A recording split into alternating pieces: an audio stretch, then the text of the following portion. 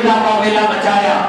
150 حفاظ کرام کس جرم کے اندر مارے گئے, کس جرم کے اندر ان کو جام شہادت کا پیالہ پینے پر مجبور کر دیا گیا, کس وجہ سے ان پر بمباری کی گئی.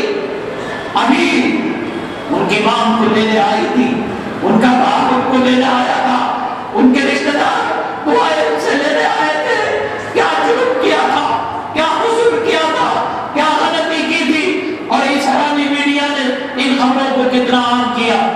اور ایک کٹیا کا جنازہ نکلتا ہے, دن سنسکار ہوتا ہے, صبح سے لے کر شام تک. ابھی دبئی سے اس کی کٹیا کی سڑی ہوئی لاش نکلی ہے, ابھی پوسٹ مارٹم کے لیے گئی ہے, ابھی عدالت کے اندر یہ مسئلہ پیش کرے. یہ سب پہ وہ دن کس جرم کے اندر یہ مارے